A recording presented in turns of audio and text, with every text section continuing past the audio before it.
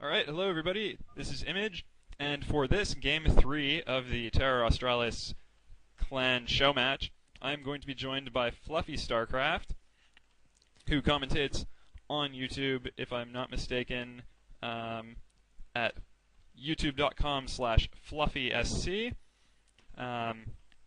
He is a member of the Terra Australis clan, and he'll be able to give us a little bit more insight into this show match and these players.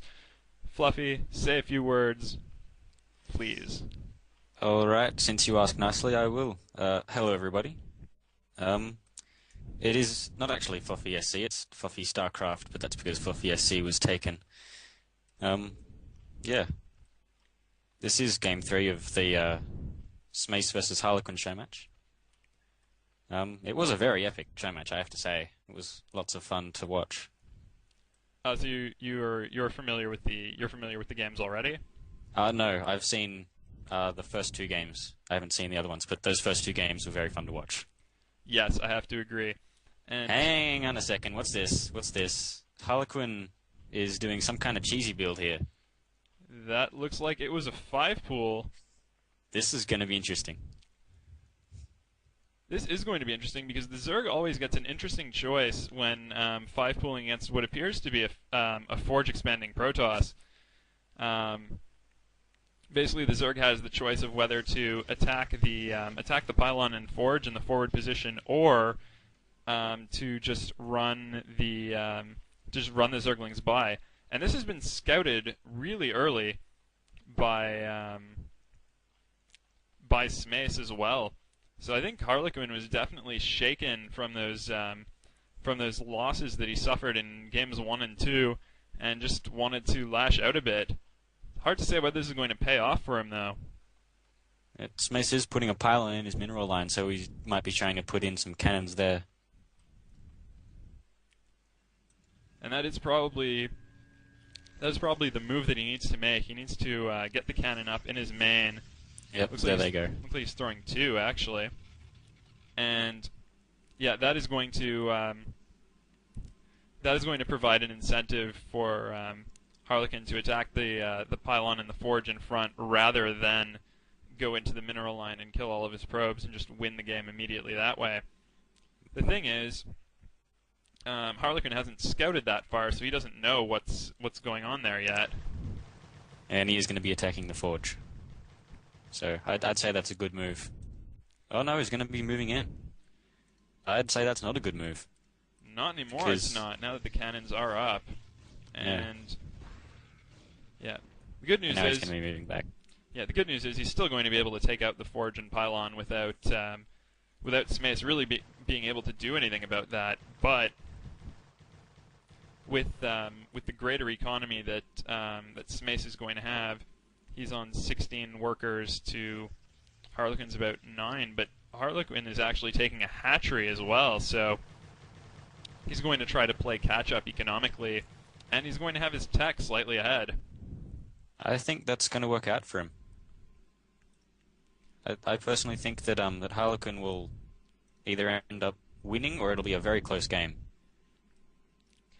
I think so. This game has kind of reset itself, but not in the sort of typical way. It's now, I think, sort of looking more like you might have seen an early game going a few years ago, except there are all these extra cannons in the Protoss base. It's a fast core here, so it's the Protoss player's been pretty much forced into going for a 1-gate tech build.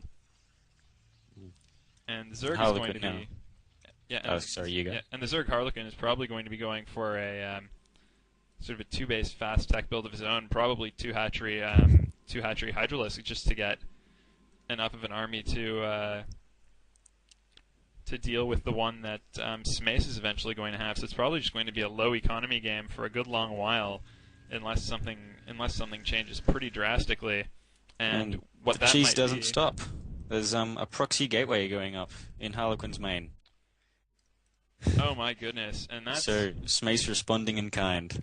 Smace is responding in kind, and Harlekuin looking to take a 3rd hatchery.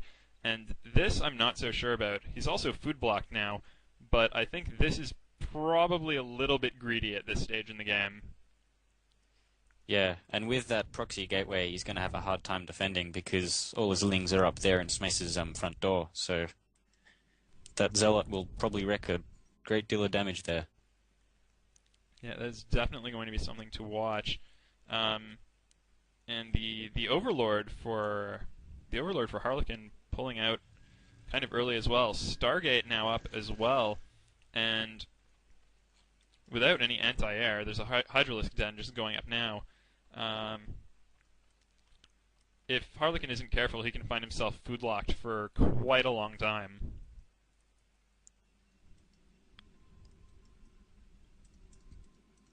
Two Zealots from the proxy gateway are done, and it looks like he's going to be making another one before moving in. But he could just move in now and pretty much take out the main, like from mining. And then Harlequin would have almost no income. He's got 6 drones at his natural. Yeah, and he hasn't started producing Hydralisks yet at all. He's also food blocked himself again. He's really got to be more careful with his Overlord timings here, because he's going to be in a really bad way if he allows himself to accumulate any more disadvantages. He's already on a weaker economy that's only now caught up now that this third hatchery is up, but it's not mining yet, and the saturation at his natural and his main is still pretty weak. A fourth hatchery, there's a fourth and fifth hatchery going down at his natural. This is I don't know if I agree with that. He should be getting more Hydralisks. He's got 1 now, is it? 1 there taking out that Corsair, and the Zealots are in the main mineral line. 4 Zealots. yeah, And this is that was about 5 or 6 drone kills. yeah, and the gas drones are going to be next. This is going to be really tenuous for Harlequin. I thought the third hatchery at an expansion location was greedy, but going for hatchery 4 and 5, looking for just a mass ling bust at Smace's front, I think that was far too greedy, and he's going to lose his main hatchery. On the other hand, pretty much a given. On the other hand, he is going to have ample other hatcheries to produce units from, but this Protoss army has already done quite a bit of damage, and where is he going to get his economy from? I don't think he spotted that proxy gateway. He's going to be moving back out. He's just going to leave it there. I don't know if I agree with that. He should at least be scouting, because there's no way that those 4 or 5 Zealots could get in, because he doesn't have drops yet.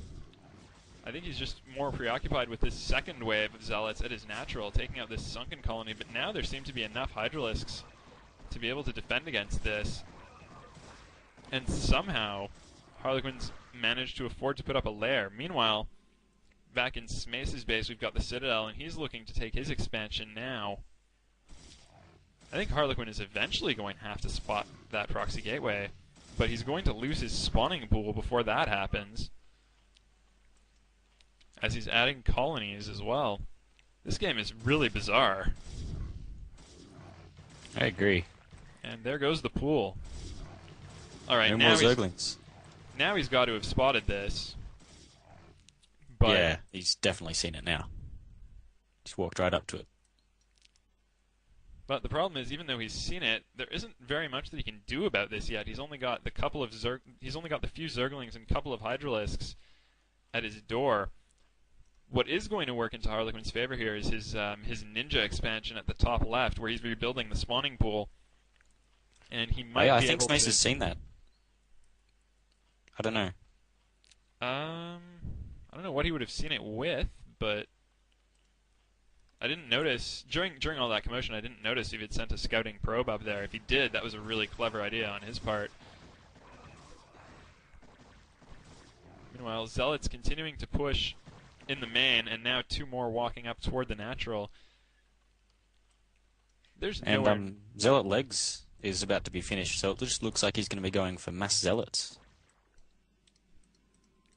Well, it's weird because he's going for mass Zealots, but he's only got 2 gateways, the one in his main and the one in the proxy position, so I don't really know where he's going to get enough units to overwhelm the sunken colonies, the Hydralisks, and like whatever Zerglings that Harlequin can produce off of the 4 hatcheries he still has.